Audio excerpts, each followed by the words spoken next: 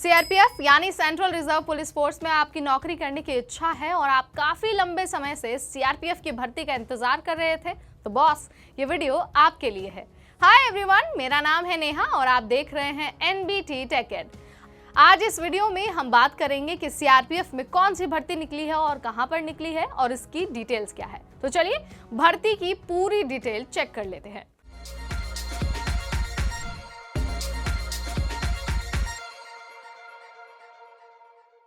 सबसे पहले बात होगी वैकेंसी डिटेल्स की। आपको बता दें कि सीआरपीएफ की इस भर्ती के जरिए ग्रुप बी और ग्रुप सी यानी कि सब इंस्पेक्टर और असिस्टेंट सब इंस्पेक्टर के कुल 212 पदों को भरा जाएगा। ये बात हुई वैकेंसी की। अब जान लेते हैं महत्वपूर्ण तारीखें कौन सी हैं।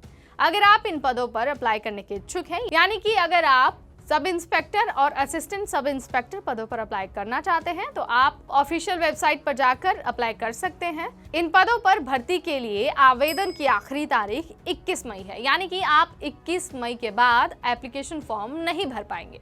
ये बात हुई महत्वपूर्ण तारीखों की। अब जान लेते हैं एक एक करके कि योग्यता, उम्र सीमा, एप्लीकेशन प्रोसेस, सिलेक्शन प्रोसेस आदि प्रक्रिया क्या होने वाली है। वैसे तो इस भर्ती के लिए सभी पदों पर अलग अलग योग्यताएं दी गई हैं। जहां सब इंस्पेक्टर के लिए आपके पास रिकॉग्नाइज्ड यूनिवर्सिटी से मैथ्स, फिजिक्स और कंप्यूटर साइंस विषयों के साथ ग्रेजुएशन की डिग्री होनी चाहिए। वहीं अगर आप असिस्टेंट इंस्पेक्टर पदों पर अप्लाई करना चाहते हैं तो ये जरूरी है कि आपके पास 10वीं पास का सर्टिफिकेट हो और साथ ही रेडियो इंजीनियरिंग का डिप्लोमा होना भी मस्ट है। अगर आप शैक्षिक योग्यता के बारे में डिटेल से जानकारी प्राप्त करना चाहते हैं तो आप डिस्क्रिप्शन बॉक्स में दिए गए नोटिफिकेशन लिंक को चेक कर सकते हैं।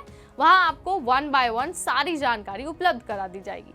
ये बात हुई योग्यता की। अब जानते हैं कि अगर आप सब इंस्पेक्टर और असिस्टेंट सब इंस्पेक्टर पदों पर अप्लाई करना चाहते हैं तो आपकी उम्र सीमा क्या होनी चाहिए। अगर आप एसआई यानी कि सब इंस्पेक्टर पदों पर अप्लाई करना चाहते हैं तो आपकी न्यूनतम उम्र 21 वर्ष और अधिकतम उम्र 30 वर्ष होनी चाहिए। वहीं अगर आप एएसआई यानी कि असिस्टेंट सब इंस्पेक्टर पदों पर अप्लाई करना चाहते हैं तो आपकी न्यूनतम उम्र 21 वर्ष होनी चाहिए, वहीं अधिकतम उम्र 30 वर्ष दी गई है। आपको इस बात की भी जानकारी दे दें कि जो आरक्षित वर्ग के उम्मीदवार हैं उनको आयु सीमा में सरकारी नियमों के अनुसार छूट दिया जाएगा। इसके बारे में भी अधिक जानकारी प्राप्त करने के लिए आपको भर्ती का नोटिफिकेशन चेक करना होगा। ये बात हुई उम्र सीमा की। अब बढ़ते हैं अपने नेक्स्ट स्टेप की तरफ, यानी कि सिलेक्शन प्रोसेस की। अगर आप इन दोनों ही पदों पर सिलेक्ट होना चाहते हैं तो आपको 4 फेजेस से होकर गुजरना होगा। वो 4 फेजेस कौन से हैं, चलिए इस बारे में भी जान लेते हैं। अगर आप सिलेक्ट होना चाहते हैं तो सबसे पहले आपको लिखित परीक्षा देनी होगी, उसके बाद आपको फिजिकल टेस्ट देना होगा, उसके बाद डॉक्यूमेंट वेरिफिकेशन होगा और उसके बाद होगा डिटेल मेडिकल एग्जामिनेशन। यानी कि सबसे पहले आपको लिखित परीक्षा देनी है। लिखित परीक्षा में सिलेक्ट होने के बाद आपको फिजिकल टेस्ट के लिए बुलाया जाएगा।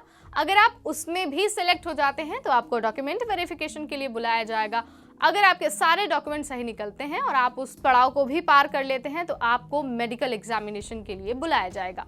ये बात हुई सिलेक्शन प्रोसेस की, यानी कि आप किन चरणों से होकर सिलेक्ट हो सकते हैं। अब जानते हैं कि जब आप एप्लीकेशन फॉर्म भरेंगे तो आपको कैटेगरी वाइज कितनी एप्लीकेशन फीस देनी होगी। अगर आप जनरल कैटेगरी या ओबीसी कैटेगरी के उम्मीदवार हैं और एसआई यानी कि सब इंस्पेक्टर पदों पर अप्लाई करना चाहते हैं तो याद रखिए आपको एप्लीकेशन फीस के रूप में 200 रुपये देने होंगे। वहीं आप अगर जनरल कैटेगरी और ओबीसी कैटेगरी से बिलोंग करते हैं और एएसआई यानी कि असिस्टेंट सब इंस्पेक्टर पदों के लिए अप्लाई करना चाहते हैं तो आपको एप्लीकेशन फीस के रूप में 100 रुपये देने होंगे। लेकिन इस बात का ध्यान रखें, अगर आप SC/ST कैटेगरी से बिलोंग करते हैं या फिर आप अगर महिला उम्मीदवार हैं तो आपको दोनों में से किसी भी पद पर अप्लाई करने के लिए फीस देने की जरूरत बिल्कुल नहीं है।